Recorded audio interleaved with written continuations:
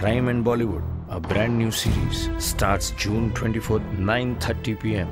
only on Zoom. 100% Bollywood. किसे मारूं? तुम्हें? राज कपूर और नरगिस ने एक साथ 16 फिल्मों में काम किया और अपनी ऑन स्क्रीन केमिस्ट्री से उस दौर के मोस्ट रोमांटिक कपल बने रहे।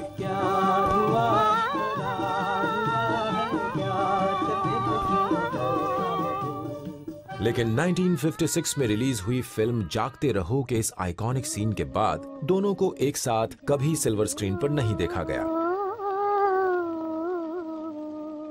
एक पैशनेट रोमांटिक इमेज के साथ साथ Raj Kapoor also established himself as the tragic comedian who immortalized the common man in Indian cinema. Raj Kapoor के कॉमन मैन एक्ट्स में हॉलीवुड एक्टर चार्ली चैपलिन की एक्टिंग के शेड्स दिखते थे, लेकिन उनका वो एक्ट चैपलिन की एक्टिंग से इंस्पायर्ड था, ना कि एक इमिटेशन। 1951 में जब आवारा बनकर रिलीज हुई, तब राज कपूर के इस एक्ट को देश विदेश में नोटिस और पसंद किया गया। घर बार नहीं, संसार नहीं, मुझसे किसी को प्यार नहीं, मुझसे किसी को प्यार नहीं,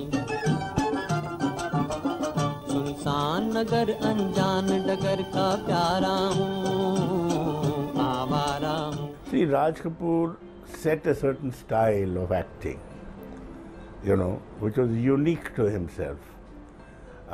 He played exceptionally fine comedy, and he also created a figure which was tragic in many ways, a kind of tragicomic figure, as it were. And this was very unique in the history of Indian cinema. I think he was probably one of its kind who was making film for the common man. It had a very sweet message, which he sugar-coated with good songs, and they were very simply told. That's why people till today remember great films like Awara, Shri 420, Jis Desh Mein Ganga Behti Hai, and scores of other films that he has made. Raj Kapoor अपने Chaplin act से खुद इतने प्रभावित थे कि उन्होंने उसे अपनी एक्टिंग का आधार बना लिया और श्री 420 में उसे दोहराकर सबकी नजर में बने रहे।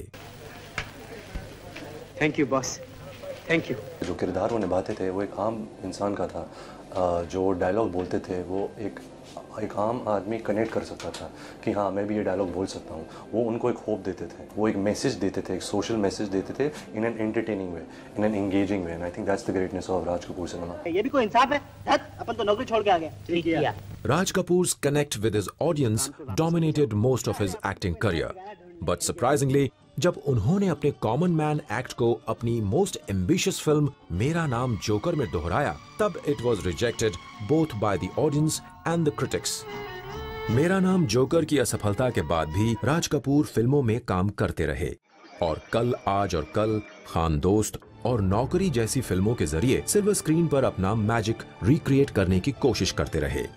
जीना यहाँ, मरना यहाँ, इसके सिवा जाना कहाँ। लेकिन उन्होंने वो सफलता नहीं देखी जैसी उन्होंने ब्लैक एंड व्हाइट फिल्मों के दौर में देखी थी। मुस्कुराहटों पे हो Nisar. Raj Kapoor will always be remembered for bringing alive the common man on silver screen. हो तेरे दिल में प्यार, जीना इसी का नाम है। I'm influenced mainly by my grandfather, Raj Kapoor. I think Karishma और मेरे आंखों में, I think he is the emperor of films. I've just come recently from Russia and China, and till today, 21 years after his death, they admire him, they love him, they cheer him. It baffles me, the kind of legacy this man has left behind, the kind of love, affection, and people adore him even now.